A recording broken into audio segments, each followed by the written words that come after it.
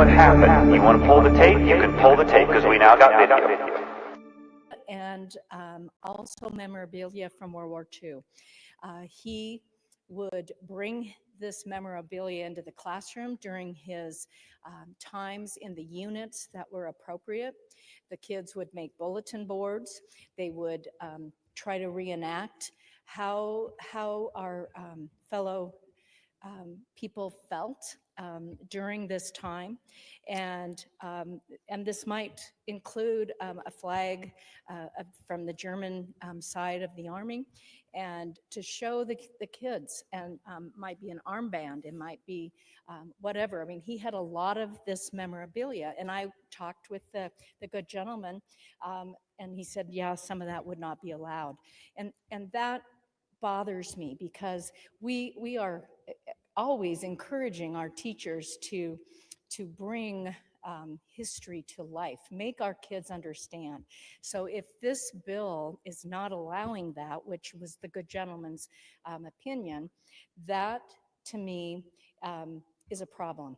And I wanted to add some language and I wasn't able to, but so for that reason, I cannot support the bill in its written form, not because I am not a patriot, not because I believe that every student that believes this would stand and cross their heart and read the pledge as we do every day. I also reviewed some of the law that the good lady is talking about, and there is very specific language about what we want our students to learn in civics. And I think we need to revisit that legislation as well, because I'm not sure we're having them take the test of the 100 questions that anybody who comes to our country. And so I thank him for bringing this, but for the reasons that I stand for my father, who's no longer with us, I just can't support it. Thank you. Thank you, good lady. Is there further debate on the motion? Hearing none, would the good lady from 2? Thank you, Mr. Speaker. To debate, I just looked Good up. lady has the floor to debate the bill. I just looked up the bill, or the area in law that this is in, and it's dignity and discrimination. For those of you who've been around a while, it was the critical race theory language that we put into code, and it just says it's the intent of the legislature that administrators, faculty members, and other employees and students of public law, including charter schools and institutions of higher education, respect the dignity of others, acknowledge the right of others to express differing opinions, and foster and defend intellectual honesty, freedom, and inquiry, and education and instruction, and the freedom of speech and association. So, in my opinion, what we've seen with schools flying sex flags, quite frankly, that is what this bill will take care of. And I think it's a good bill, and I think we all know what's going on, and I ask for your green light. The further debate on the motion, the gentleman from 3. Thank you, Mr. Speaker. Would the gentleman from 14 stand for a question? Gentleman 14 yield to question. Yes. Gentleman yield. Thank you, Mr. Speaker. Good gentleman. I'm curious, in terms of your reading of the statute, the proposed bill, whether a temporary display of, say, a Confederate flag to discuss the Civil War would be outside of the purview or within the purview of this proposed bill. Gentleman from 14. I did think about that. Said the best way, since most education is done online, on a screen, and on the Google, that would not be a restriction. But once you start bringing the flags in, okay, we have the Nazi flag, we're going to go march across the classroom to show history. We just got to draw the line somewhere. And I would say the historical flags, no, because there's just too much emotion attached to it. They can see it on the screen. They can look at Triumph of the Will and see what the Nazi flag did, or they can do that with any other flags. I don't think it's going to be a concern within the classroom.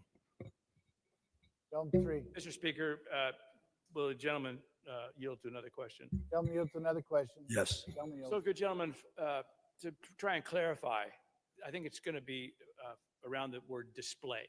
So your understanding of what you've written here in terms of display is any showing of any flag other than those that are approved here would be outlawed. Gentleman 14. As temporary as it may be. This question came up again and again and again, and it comes down, you pull up Google, you can't control what comes up on Google. We're talking about the displays in the classroom and in front of the flagpoles at the school, what happens on the screen, the computer screens, or what they want to have in their books. That's not going to be restricted. It's strictly what's in the front of the classroom, what do we see here, and that's the key. That is the intent of this bill. Thank you, gentlemen. Is further debate on the motion? Lady for 19, for what purpose do you rise?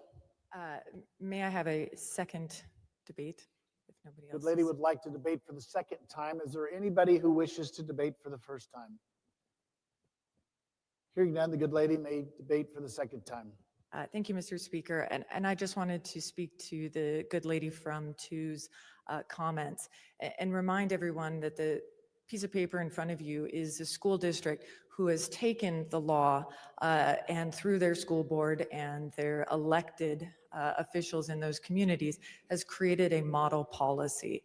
If anyone, a constituent or anyone in this room feels that a school district is not abiding by the current law, then we have a way to rectify that, the Idaho way, the local way, going to the school board, the elected school boards in your area and giving them this model policy that specifically is in line with the law. So the answer to the question, right, is it necessary? No, it is up to the constituents to go to their local school boards and to do what we all agree is the Idaho way, and that is to keep it local. Thank you, good lady. Is there anybody who wishes to debate the bill for the second time? Good lady, for what purpose do you rise? Mr. Speaker, to debate the bill the first time? Would you like to ask unanimous consent to debate the bill for the first time? Well, Mr. Speaker, I certainly would. The lady has asked unanimous consent to debate the bill for the first time. Is there objection? Hearing none, the good lady can debate the bill. We need to probably fix this for me. I need it. Okay, thank you. Mr. Speaker, friends, I wasn't going to stand. There's going to be a lot of other things that we get going that I need to stand for, but I happen to be in the Education Committee. There's a heck of a lot that's happened, and this gets a little bit frustrating. This bill is simple. It is not complicated. Let me remind those who weren't here last year, it came to us from the Senate side. It should have passed in our committee had we not heard false testimony, but what happened is the Senate passed it with bipartisan support. That's how much in favor they were of moving this bill on, getting rid of the distractions. And what the good representative has done is he's also taken the bill and he added the ability to add more flags. It wasn't there last year when it passed in the Senate with bipartisan support. Bipartisan support. It's a good bill. And it's coming from the man that I sat next to last year when we had to listen to testimony from the screen, what do you call it? Online testimony of someone saying that she was triggered, and I can't remember if it was a teacher, triggered by the American flag. If we've gotten to the point that we're triggered by the American flag and the only thing that doesn't trigger us is the pride flag, we've got a problem in our schools. And we're asking our kids to sit through classes with other flags that does not represent them, and they have shared with us on a constant basis, and their parents have, that they are uncomfortable. We're removing that. Let's make school about school. If there's a topic being taught, he is allowed for the topic to be taught and to still share appropriate flags, and let's get on with it. American flag is, as the good representative states over and over, the American flag is a flag that represents all of us, brings us together. This other stuff is not a problem. It was passed with bipartisan support. Please give your green light. Is there further debate for the second time? Good lady from Thank you. Good lady From 6. To debate, I guess, for the second time, and I guess I'd like to start with a question. Good lady has the floor. Slow down. Good lady has the floor to debate for the second time. Thank you, Mr. Speaker. And would the good gentleman rise to clarify for me a question? Gentleman 14 yield to a question that the good lady from 6 doesn't know the answer to. Yes. Good gentleman yields. Thank you so much, Mr. Good gentleman. So the good lady from District 32 brought up again the section in here that she thinks that, and I don't see the words, that's would allow a teacher to bring in a flag to display the side of the debate in the classroom, that this happened, Nazi Germany did this, or A, B, C. And what I heard you say just moments ago with the other good gentleman was those would not be allowed. I just need clarification that this bill does not have language that allows a teacher to bring that in, whether it's temporary for a unit that you had said that would be against this bill. Am I reading that correctly in your intent? Gentleman 14. Definition of flags and banners would be something like that. Is it a flag when you see that? Is it a banner? Interpretation is this, what is that, cloth instrument you bring in? In this case, are we going to allow Nazi flags to be paraded, Confederate flags paraded up and down the school grounds? No. If it's going to be up there on a screen and you're talking about a battle Antietam and the Civil War, and there's Confederate flags up there, that's okay. That's where we draw the line. The emotional context of a flag is unique. It's used, people have that as a charged machine guns. There's a difference in having it on a picture or having it on a brochure. It's very specific, the emotional content that a flag has. And that's what we're focusing on. I understand, Good- and good I'd like to lady follow from- up good From from 6. Good lady from 6 would like to ask a follow-up question. Could the gentleman from 14 yield? Yes. Gentleman yields. Okay, so thank you. So just once again, my question is that in this bill, would it allow my father, the historian and teacher of government and history, to bring in armbands, a Nazi flag, to show the students what was there at that time for that particular lesson? And not that it's flying out in the front of the school, it's in the class, it's in his classroom while he is presenting his lesson on World War II. Gentleman 14. To be consistent, which is unfortunate because that sounds like an extremely rare opportunity, I would say no. I have a tattoo on my arm of a flag. Is this okay? I guess it's a historical flag. So I'd have to keep my long sleeves on? No, I don't think it's a problem with people have pins and so forth. We're not regulating pins. If you want to wear a pin, tattoo, or whatever, I don't see that. But once we allow those historical flags, and that sounds like a great opportunity, then we have to let everybody come in. So, okay, we're going to have everyone else come in. Hey, we're going to have the anarchists come in. Hey, let's bring the Christians in. They're going to march their flag around. You got to draw the line. And so I'm just trying to get us, those are distractions. There might be something lost there, but that could be achieved somewhere else.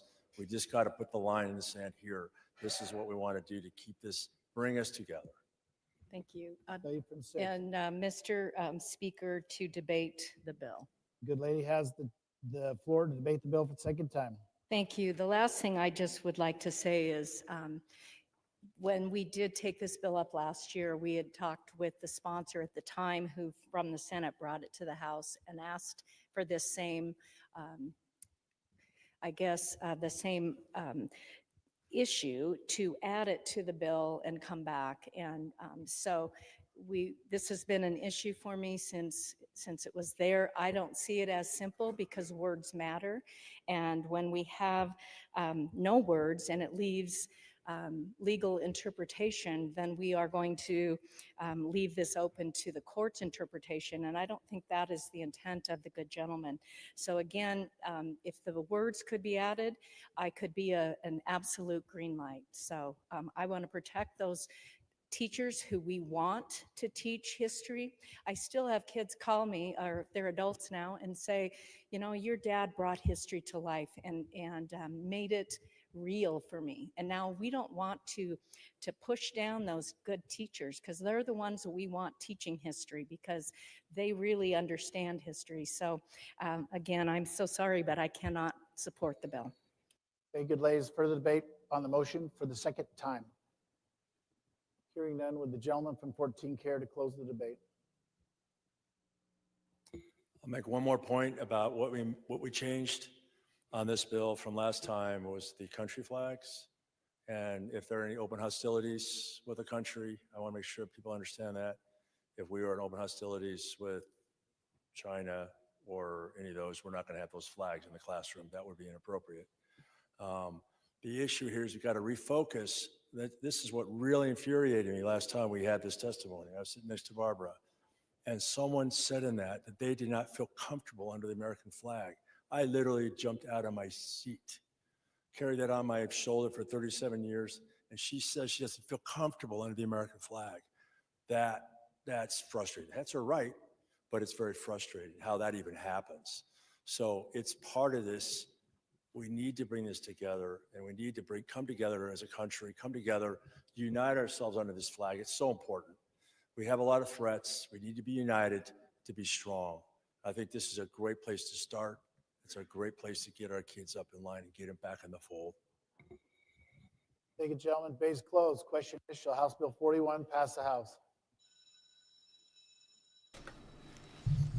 All right, you've been listening to debate on this House Bill 41, the school flag bill. We're going to see it most likely pass here as those who stood up to debate against. Has every member voted? Republican McCann, some of the other Democrats, a couple of the Republicans, perhaps. There we go. Well, the House Bill 41 passes. And therefore, we are headed over to the Senate, where it passed last year, as Representative Hill pointed out. So very good. Well, welcome, everybody. Idaho Signal is on the air. It is January 28th, a Tuesday here in Idaho. I am I'm just still getting my bearings here. What do we got? It's 10:47 in the north, 11:47 in the south, and that was an interesting debate. We do have a clip here that we wanted to show. I think we were on the air when this happened. We may not have been yet, but Representative Monica Church, she's a freshman. Representative Monica Church out of District 19 asked Representative Hill a question. So let's if we have that, let's watch that real quick. Thank you, Mr. Speaker, and please excuse me if I do any parliamentary procedures wrong. It's my first time, so nervous. With the good lady, we're all here to help. Thank you. Would the good gentleman from 14 yield to a question? The gentleman from 14 yield to a question. Yes. Gentleman yields. Thank you. Good gentleman from 14, I know that you're a patriot, and I know we've talked about this. We have a shared family history, and we went to the same public schools. I'm still unclear how this bill is necessary with the dignity and non-discrimination law that was signed in 2021 that amended Chapter 33 concerning neutral classrooms, and the good gentleman from 14's own school district has adopted this and created model policy. How can you tell me, how or why do we need this additional All right. government? I'll tell you why. I'll tell you why. Because currently, right now, in Salmon, Idaho, at Salmon High School, we have these pictures here. Let's put up this picture. So that there, my friends, is the trans flag, the pink and white and blue thing. It's hard to tell right now, but there's a little sign above it that says you are welcome here, and then it's been amended to say you are still welcome here. This is occurring right now in Salmon, Idaho, in the Salmon High School. And then apparently there was a text going around, which we've blocked out the name for right now. We don't want to drag people into this quite yet. But this text was sent around here, and bring that full screen so we can see it. But it said, well, I guess that's about as much as we can get, huh? It says, my 7th grader just sent me this from the same classroom as the first one, and we've blocked out the name of the teacher at the moment. Was nothing done at this school board meeting? It seems like he's giving everyone who opposed him hanging flags like this in his classroom. And that is a banner, a flag that says human on it with the trans LGBT colors or whatever. And this is exactly what Representative Hill is trying to address here. There are teachers that are hanging these flags in the classroom that are ostracizing everybody else in there. These are not inclusive flags. These are uninclusive. This is specifically pointing out one particular section of society and waving their flag. And so currently, right now in Salmon, there has been a hot debate at the school district, at school board meetings and such, with people complaining about these flags. And so apparently the school board, the school board trustees, the principal of the school, everybody's been going back and forth. The flags have been up, the flags have been down. And this teacher keeps defying the rules. Now, if Representative Monica Church says we don't need this law because it's already in statute, well, then this teacher is violating the law right now and should be brought up on charges. Okay? So we're giving people the benefit of the doubt here in order to just clear this up. And if it continues to go forward, then we're going to out the name of the teacher. We're going to get into it. Some people who are already watching already know this, but we're a statewide thing here, so we're not going to do it right now. But this is what's going on.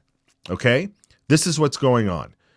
They're openly defying, apparently, according to the Democrat church, they're openly defying the law, and that's why we need this bill.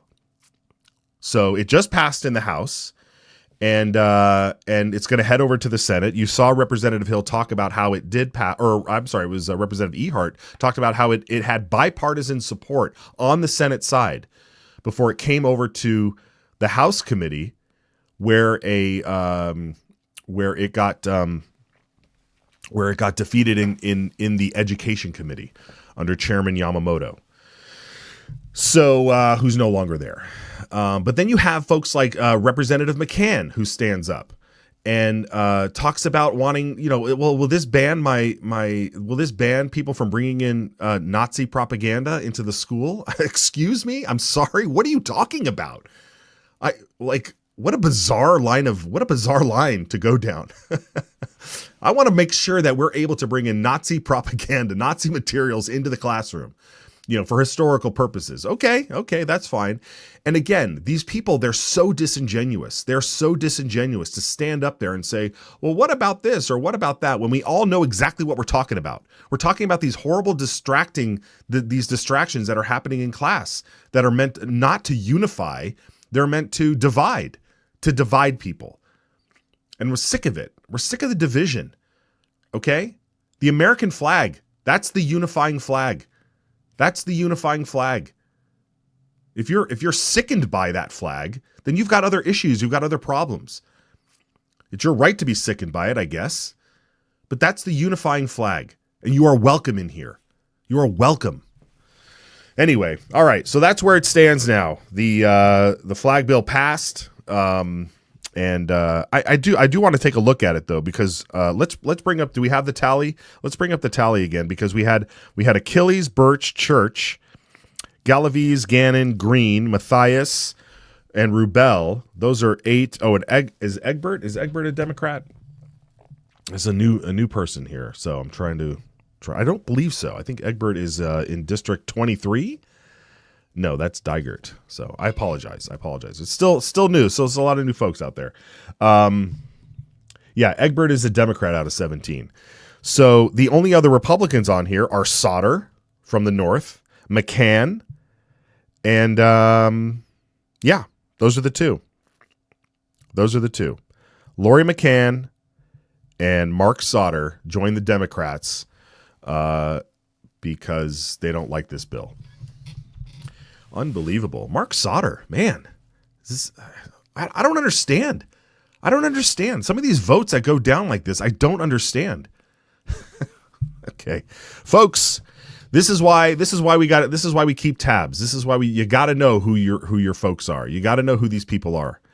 And it's important. We're going to get into a little bit more about how to hold them accountable as we move along here. All right. Let's take a quick break. And then we've got some Senator Ben Taves is scheduled to be on here. I know the Senate was in session as well. We'll see if they've adjourned. But that was some good debate. I like that's the kind of stuff we like to see. So let's take a quick break. And when we come back, We have maybe perhaps Brian Allman can join us. I know he was out there he was up in the galley, or in the gallery rather. I don't think he's cooking today, but he's up in the gallery watching the things happen in the House, and we'll get his take on what he saw behind the scenes, and then also hopefully Senator Ben Taves, and we'll get into some more of that. So stick around. We'll be right back. It's our job to maintain the proper role of government and what we were tasked to do. Idaho is the dirt under your fingernails after an honest day's work. Idaho is the hug around your neck when your daughter spells her first word. Idaho is the written word of the law, steadfast and impartial, guarding liberty for all. Idaho is the family rifle passed down, a legacy of protection and the right to stand firm. Idaho is the echo of your own voice, unshaken and free, standing tall among the world's silenced. Idaho is the home that's built to weather storms, not empty wallets.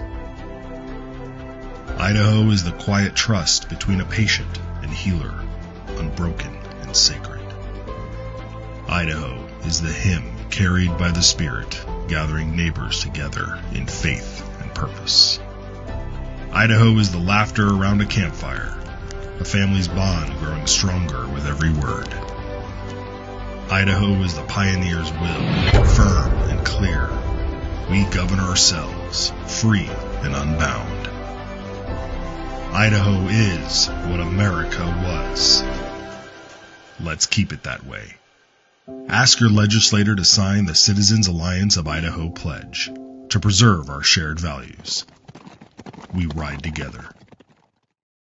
Oh yeah, we ride together, folks. Yeah, IdahoPledge.com, man. That's where you can see whether or not your legislator has signed the pledge. The list is updated over there. It took a while to get that. It took a while to get all the hamsters to do the right thing to make sure they're pulling all the right data. But you can do that. Yeah, there's the website. Those are the folks in good standing out there, right there on the front page. So yeah, go over there. You can type in your address. This is the best part. We can get rid of that. You can type the address, and it'll take you right to your district and tell you who your representatives are and all that. We're going to go through a full thing of that to get you up to speed on that. So, but you can go over there now and check it out. We want to continue forward here. As I mentioned, Senator Ben Taves will be hopefully joining us in a little bit. Brian Allman as well. So in the meantime, we want to get you up to speed on some things that happened this morning. Or also yesterday. Let's do this. Yesterday, Senator Brian Lenny was in the Health and Welfare Committee, and he brought a bill that he brought last year, which I'll let you explain it, but it's very simple. It may sound a little bit complicated, but it's very simple. It's very simple. Let's watch Senator Lenny. This does two what I consider pretty simple things. First thing it does is it tightens the rein on our public health districts by adding a layer of accountability to prevent the type of government overreach we saw during COVID. The second thing it does is it ensures that any health action taken is backed by solid science and truly necessary to discourage guesswork, knee-jerk reactions, or excessive measures being taken by our public health boards. These changes are vital to protect our freedoms while at the same time keeping us safe while it really counts. So with that, I would ask you to print RS 31856, and I'll stand for any questions you might have. Thank you. Questions from the committee? Senator Winthrop. Thank you, Madam Chair and Senator Lenny. Maybe my guess is that you're going to get this printed, so maybe I'll just preempt that and just say, hey, when you come back, the question marks I have is number one, have you worked with the health boards, the public health boards, and have you consulted with other folks to see what are the implications of just revising from a do all things required to what it means by state law? I haven't looked at all that. And the other thing was, the other quickly, since I'm just glancing at it, it says the board shall not engage in broad or arbitrary actions in the name of preventative health. So maybe when you come back, you'll have to define that, who decides on what's broad and how you define arbitrary and, those kind of big things, but. Would you like to answer that, please? Yeah. Madam Chair, Senator Wintrow, I think it'd probably be more appropriate to get into in the full hearing, but yeah, happy to address those things. But I guess for a quick comment, right now, the statute says our public health districts can do all things. All things means all things, and I think, I don't think any government agency or bureaucracy should have that type of power. So what this is doing is just knocking them down a peg and adding what I believe is a layer of accountability. But I can get more into it if we give this a full hearing. So yeah, very, very good, Senator Lenny, and again, a very bizarre question, I think, from Senator Wintrow. Not as bizarre as some of the other ones, but she's basically asking that she could ask the same question of the bill of the current law.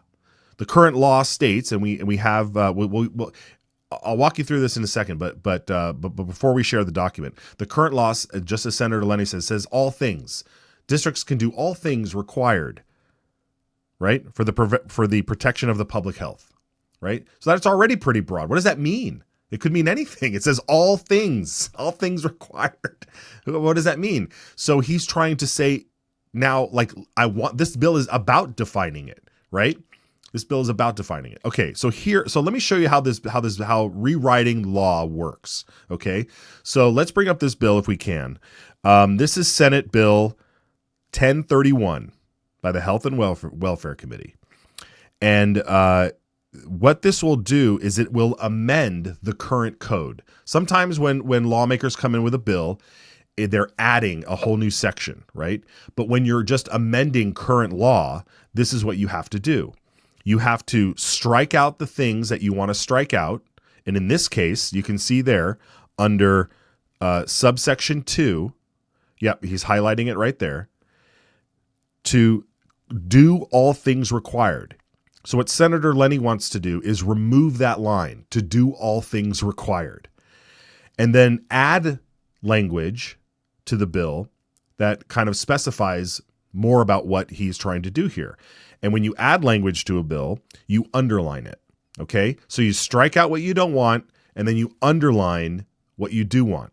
And then all of the remaining language stays the same, okay? Everything that's not struck out or not underlined is current language that would remain. So what he wants to do for the powers and duties of these health boards, these health district boards, is to take only actions specifically authorized by state law that are necessary and reasonable for the preservation and protection of the public health and preventative health, period. That's it. And then another new line is preventative health measures may be taken only in cases of a demonstrated immediate public health risk supported by scientific evidence. And then it concludes with, the board shall not engage in broad or arbitrary actions in the name of preventative health. Additionally, the board may, and then it goes into existing language, but still says it's subject to limitations described in this subsection. So when the language in there that Wintrow had a problem with, the board shall not engage in broad or arbitrary actions, it's basically saying they cannot just do all things, these broad and arbitrary actions. It has to be based in scientific evidence, and it must be subject to state law, right? So it still must be subject to state law. So this way you don't have these arbitrary and all-encompassing rules that come out from health districts that cities and counties and school boards and all these people adopt because they say, well, the health board said this, So this is very crucial. This is a very crucial change to the language in order to protect us. And so we applaud Senator Lenny for it. Very, very good. So that that bill, that was just a print hearing. So that bill got printed, and hopefully it will come back for a full hearing in the Senate as it makes its way across the rotunda. Hopefully, we'll see this. This again, we mentioned this bill came up last year, and I don't think I think it got a hearing, and maybe it was voted down. I don't know. I don't have all those stats with me, but nonetheless, it's back again. And that's the other thing. When people say, we heard yesterday a representative say, I'm tired of seeing these bills. Didn't we do this already? I mean, I've had people call me. I was talking to a parent about the whole flag business. I was talking to a parent yesterday and said, I thought we already had this bill. They already passed this law. They did it last year because I'm reading it here and it says it's effective in 2024. And I said, yeah, that bill never made it through. It didn't, it got stuck. It got stuck in the House. It got passed in the Senate and it got stuck in the House. And I'm sorry, but it's not law. We have to do it again. And she was like, what? Are you kidding me? She's like, well, what do I have to do? I told her, hey, they're voting it on it today or tomorrow morning. And so I gave her the number of, and the emails for her district. And I'm sure she lit them up and hopefully shared it around. That's what you got to do, folks. That's why you got to watch this program. We'll try and keep you as up to speed as possible. Okay, very good. All right. I believe Brian Allman is with us. He found a good spot in the Capitol. Hey, Brian, there he is. So pretty interesting debate this morning on that flag bill. What'd you think? It was interesting. It's my sense was that Representative Church, the Democrat from Boise, was trying to make a conservative argument, say that this adds bureaucracy and this could add more spending, and we don't want to be policing parking lots and such. But of course, being a liberal Democrat, it comes across as not quite fluent, and it seems like it did not move many people. Obviously, the bill passed on party lines with 2 Republican defectors moving over to the Democrat column. Yeah, good descriptive word there. Yeah, it's so disingenuous. I mean, I get it. Sometimes they want to appeal to a conservative's heart and say that this will cost money or whatever. And I'm just thinking to myself, how will it cost money to notice a flag and say, hey, the statute says you can't have that flag in your classroom. You better take it down. Yeah, it's bizarre. So the other thing, though, too, was the fact that this bill passed, a similar bill passed in the Senate last year and got held up in committee last year. And I've been trying to see if I could find the footage of the folks who say, without watching a 4-hour hearing about being triggered by the American flag, or being or trans people being bullied, because of these types of topics. We didn't really. That was what, Representative Ehart brought that up today, both in the committee hearing a while back and today on the floor. That the reason it went down in the House was because of false testimony. There was a teacher who was claiming that LGBTQ students were being bullied, harassed, assaulted every single day, and that the hanging the pride flag was a sign of a safe space. And it turned out that wasn't actually true, that it was grossly exaggerated, if not completely made up whole cloth. And so, she was pretty passionate about that. That's something that I think she's been, really hammering. And as she should. I mean, we should be more incensed when people show up to committee. Right? You don't swear, you don't put your hand on the Bible and swear, not that would mean anything to these people, but they sit there and they lie. They absolutely lie. And it's so, I can't take it. I cannot take people just bold-faced lying like that to get their sick agendas across the finish line. It's so abhorrent. It's so abhorrent, and they should be shamed. So we're gonna find out who these people are, and play these videos and just label them who they were. One thing I did want to ask you here, and maybe I'm being a little cheeky with this, but Representative McCann really pushing hard to make sure Nazi memorabilia is shown in schools. I mean, that took me by surprise. Did you see that one coming? I don't know what to say about that. Obviously, she and Representative Mark Sauter were the only 2 Republicans to vote against this, and she not only debated against it, she debated twice against it, which is not usually common. And she continually kept asking questions of Representative Hill about the bill, and I don't know. They didn't seem like they were really in good faith to me. So I'm not quite sure where she was coming from there. It seemed like she just didn't like the bill and was trying to poke holes in it. And I mean, Representative Hill, he's very much a big picture guy. He wants more patriotism and less divisiveness in the classroom, and this bill is his his avenue to do that. Whereas Representative McCann is really just trying to find little loopholes or poke holes and say, well, what about this? Well, what about this? Well, what about this? When it's clear that she was just against the bill for whatever reason.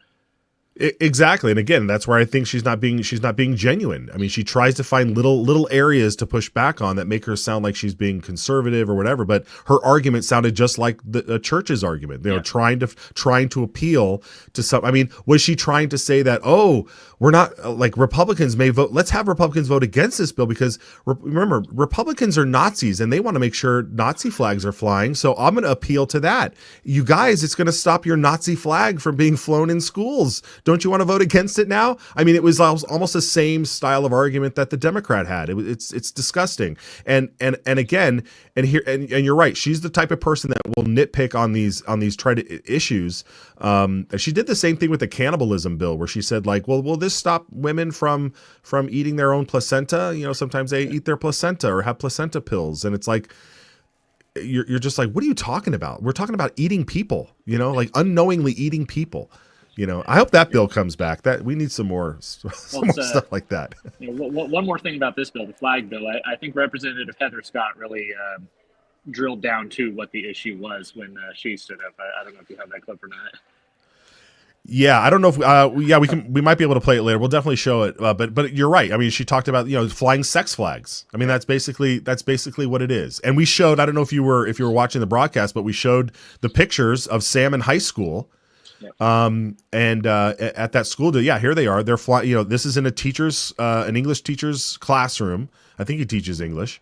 But it's a trans flag there, and then he got pushed back. So then they flew up a human flag with the trans colors all over it. So they're openly defying this, and it's happening right now. I mean, this is happening right now. This debate that's happening at least in this one school, and we know it's happening in other places across Idaho.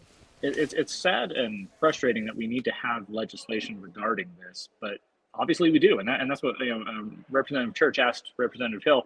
Why are we doing this? There's already schools putting in policies, and the conservative thing to do, or I think it was actually Representative McCann who said the Idaho way is to go to the local school boards and do this. And I thought Representative Hill actually answered that fairly well. He said he heard from a teacher who said she was uncomfortable flying the American flag in her classroom. Yet we have all these divisive flags celebrating different sexualities and stuff, which has no place in an elementary school or even a high school classroom. Yeah, and that's a great point. And to your point about like where she said we already have school districts doing these things. That's the whole point down in Salmon, Idaho, folks. If you're in Salmon, if you're in that area, your school board is behind this. Your school board is trying to defend this teacher flying that flag. You elected these people.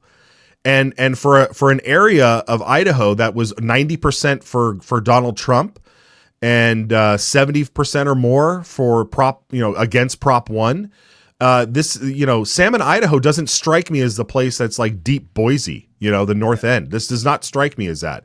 Now, there are people there that are on the left, but they're in control. The left is in control in Salmon, Idaho, apparently. So if you're out there, you need to wake up. You need to wake up, keep going to your school board meetings, and when the elections come, get involved. Otherwise, you're sticking your head in the sand and you're not knowing what's going on.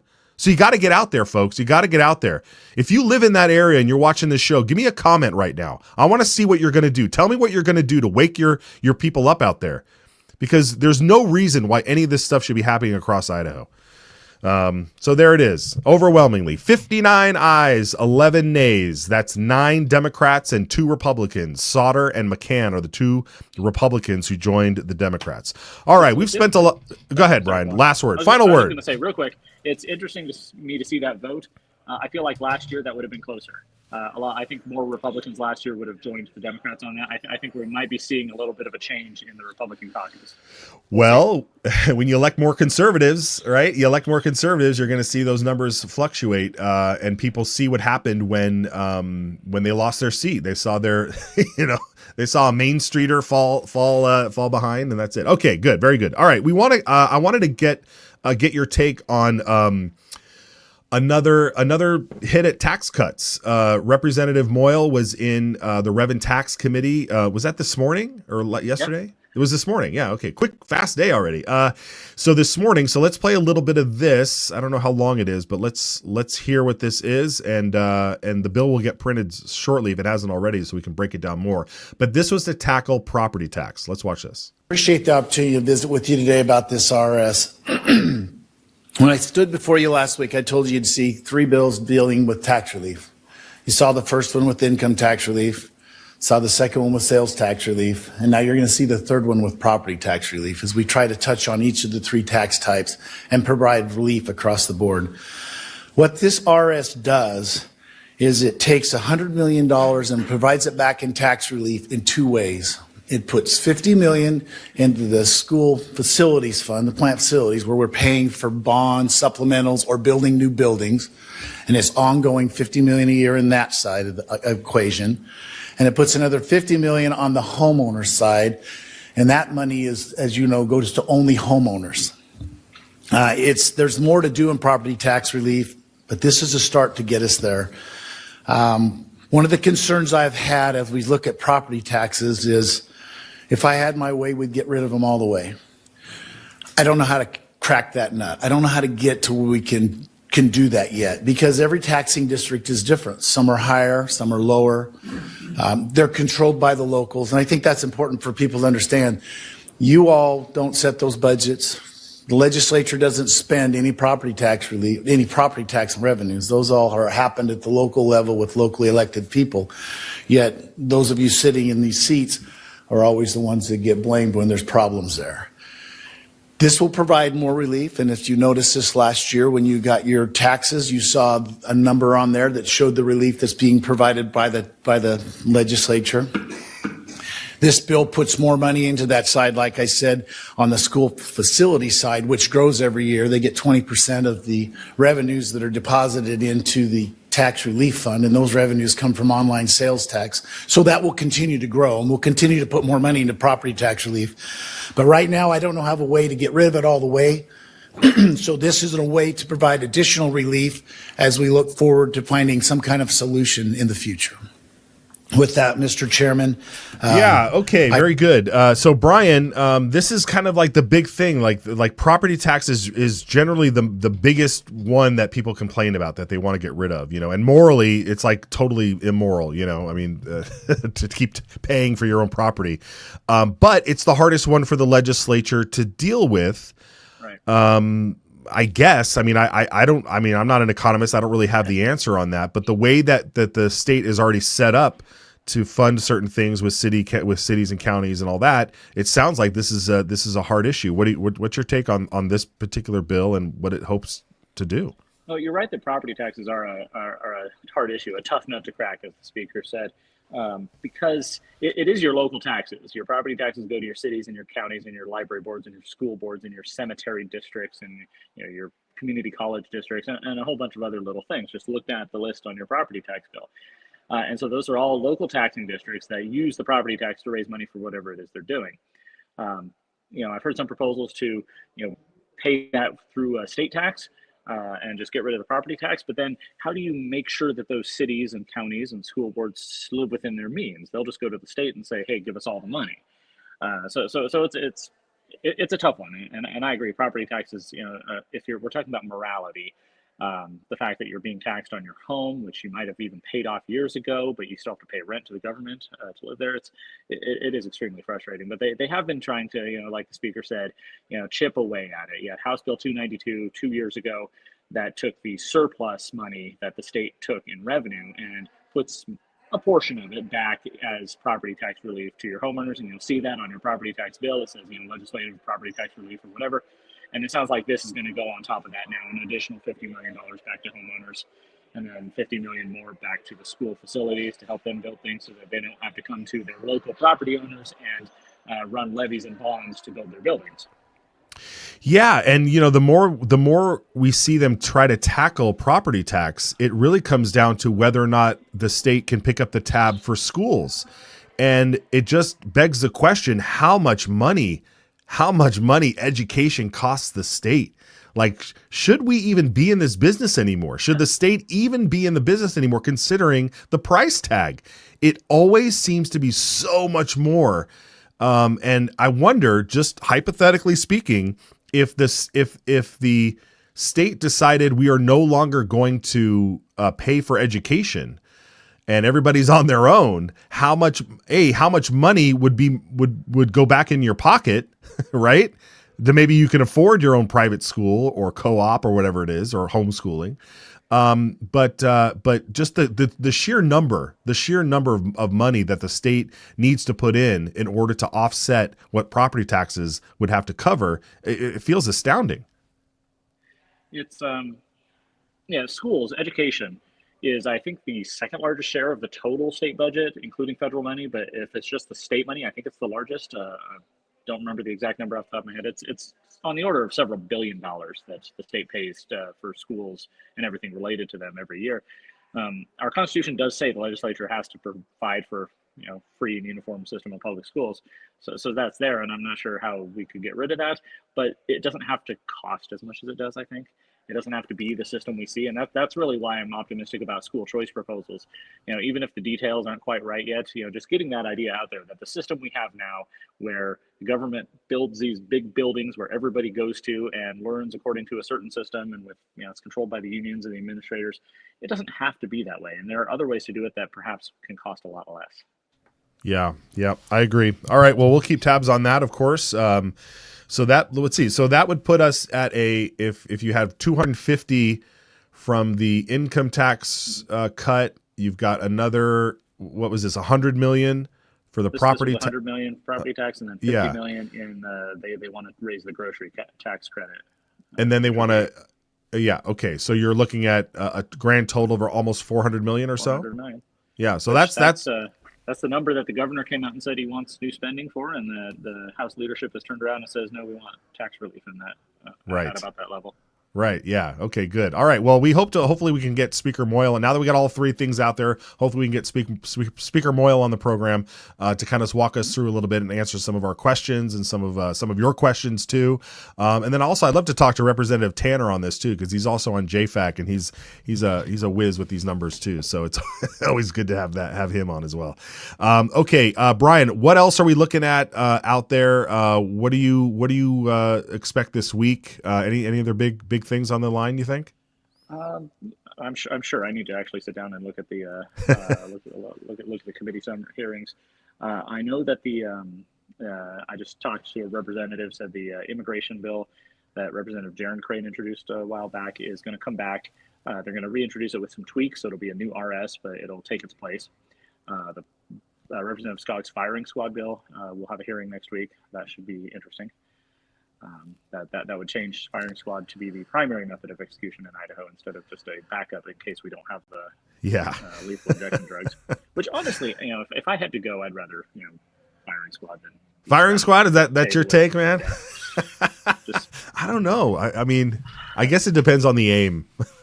If they got folks with good aim, it's got to be quick. All right. Well, that'll be your next poll out there, I imagine.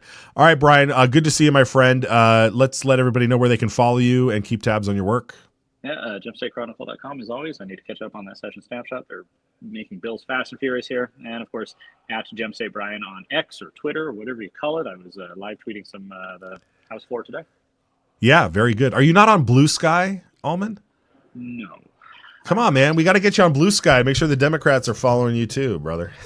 Some of them follow me on Twitter too. I got to keep my eye on them. Yeah. Okay, good. Very good. All right, Allman. Good to see you. We'll check back with you tomorrow. All right. All right. All right. Very good. Let's take a short break. We'll wrap up some other things that were happening in committee and get you all set up for the rest of the week as well, or at least the rest of the day, because we'll be back here tomorrow too. So let's take a short break. We'll be right back.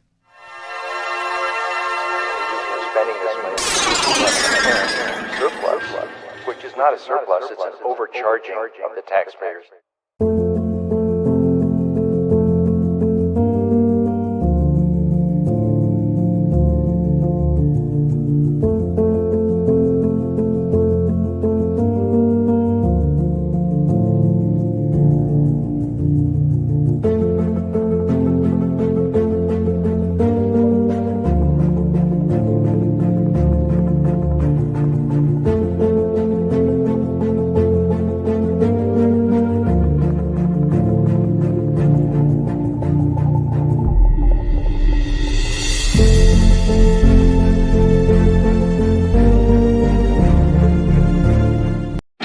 Idaho lawmakers swear an oath to support the Idaho and U.S. constitutions. But how's that working out for you? Because not all Idaho lawmakers share the same values. That's where the Citizens Alliance of Idaho pledge comes in. 10 statements inspired by those two founding documents that are designed to preserve our shared values. Values such as education freedom, safeguarding free speech, defending our protected right to self-defense, and being responsible stewards of taxpayer dollars. When a lawmaker signs the pledge, they are performing an act of political courage, accepting the challenge to be a champion for our values, and serving with political integrity. To find out if your lawmaker signed the pledge, visit idahopledge.com. Paid for by Citizens Alliance of Idaho. We ride together. All right, folks. Love seeing the debate happening in the chat over there. If you're on Facebook or YouTube or X, Rumble, write your comments in. You guys can chat with each other all the time. There you go. Excellent. We had, we have to pay attention to the mainstream news too. And sometimes, they outdo themselves, right? Producers. Here is a local radio station up in our area, right? Was this up here? This must've been up here. Up in our area, KXLY, over the last couple of days, they've been following the Medicaid story. There was a bill presented that would repeal Medicaid expansion in Idaho. Anyway, and so the local news was playing doing a story on this, and this is how they set up the story. And then they had one of our good representatives. They had a comment from him. So let's watch how it went. Lawmakers in Idaho have a new bill that would repeal Medicaid expansion that voters approved just a few years ago. Medicaid expansion has allowed about 100,000 people, including low-income families, seniors, and people with disabilities, to get health insurance. Supporters of House Bill 58 say the program is costing the state too much, and the bill would save the state $100 million per year. One issue we deal with is the Department of Health and Welfare within that budget has a very large improper payment, meaning that these payments are going where they should not go. Essentially fraud, waste, and abuse within that. A survey of lawmakers in Idaho. Whoa! Look at that! Look at that! So let's lower the volume a little bit. So here he is. That's Jordan Redmond, folks. That's Representative Jordan Redmond out of Hayden, District 3. So during the 5 a.m. hour on KXLY, they labeled him as Jordan Mayville. In the 6 o'clock hour, they did it again, Jordan Mayville. And then yesterday, when they were talking about this, they actually had a real Mayville on. This guy from Reclaim Idaho, the leftist group. They had Luke Mayville on talk about this because he's not a big fan of it because they're the ones that actually bamboozled the state. And then they had him on, and then they showed this clip from Jordan again. Folks, Representative Jordan Redmond, Representative, if you're listening, we will always get your name right when you come on Idaho Signal. So I expect to see you to come on to talk about this important bill and this important issue. But folks, three times they got it wrong. So I don't know who's working over there. They've got a much bigger staff than we do over here, and they can't get that right. So y'all got to get that right. This is a representative we're talking about, an Idaho representative from this. That's a Washington-based network, right? Right, producer? Thumbs up? Yeah. That's a Washington-based. You know what I just read this morning too, you guys? That Washington is going to impose, like, you got to have like insurance, like an enormous amount of insurance on every firearm you own, that it's basically going to bankrupt you if you're, I was going to say if you're like me, but if you have a lot of firearms, you're going to, and you got to have insurance on all these things. Like, I mean, what is going on over in Washington, folks? We got to, I was on X this morning talking about we got to do economic sanctions against Washington. We got to stop purchasing things from Washington because that regime over there is out of control. Those poor people, man, those poor people in Washington, in Eastern Washington, I'd like to add. Very good. Okay. Folks, I just want to let you know, we talk a lot about the commercials that come on for Citizens Alliance. We talk a lot about the pledge. I just want to show you real quick over and keep me on screen here. But if we can put up on the side here, the standings page. This is the standings page. So this is what I want you to do. You see right there, it says find your legislators. So you go there and you input your address. and it'll immediately bump up your representation right to the top. And then as you scroll down, is this just a screenshot or is this the website? If you can scroll down, you'll start to see all of the districts and whether or not your representative is in good standing with the pledge or not. So if your representative has signed the pledge, they will have a little star by their name, and that means that they've signed the pledge. And then at the end of the session, the scores will update, and we will based on the pledge, we will look at the bills, and you'll get to see whether or not that they've stuck by their pledge. Is this not a scrolling thing? I guess it's just a screenshot. Anyway, there we go. Just a little delayed. But that's what you have there. So scroll, just keep scrolling all the way through it, just so everybody can kind of get a sense of it all. So here's all the folks. You can just kind of see they're by districts. They've got the little star by their name. They've got the little green shield. That means they're in good standing. Some districts have all of them. We call those diamond districts. If they're not in a diamond district, if they're close to it, you want to make sure that you get your representatives to sign the pledge. So yeah, and then if you scroll down even further, just keep going. Just give them a good taste of it here. You got to go there. You got to go to the site. And then you see a lot of the reds. See a lot of the people in the red. Those are a lot of Democrats. They don't like to sign our pledge, and some of these other folks don't like to sign our pledge. But you can go all the way to the bottom and see everybody. If you're unfamiliar with the pledge, go ahead and click the pledge button at the top. It'll take you to the pledge page. You can learn all about the pledge, what it means, what's on it, what these people have agreed to vote for and against. And just a quick note. This is not about taking an oath, right? Everybody who we watched today in the committee, everybody we saw on the floor in the House and Senate, they've all taken the same oath to uphold the constitutions of the Idaho and the United States. That's great. That's great. But it tells you nothing about their values. I mean, we just saw Representative McCann and Representative Sauter vote against the having just the American flag in the classroom, right? Says nothing about their values. So the pledge here is all about values, and we want to know if you're electing people, who's going to stick by their values and who's going to stick by our shared values. So that's a little bit on the pledge. That's a little bit on how you can look up folks on the website, and then you click on their name, you find their email, you can send them a message and say, hey, would you sign the pledge? Just so we know where you stand. Very good. More on that throughout the session. That's it, folks. Thank you so much for watching today. We'll be back on Wednesday, and we'll keep. Here's some news. Nampa In-N-Out opens tomorrow. Expect bad traffic.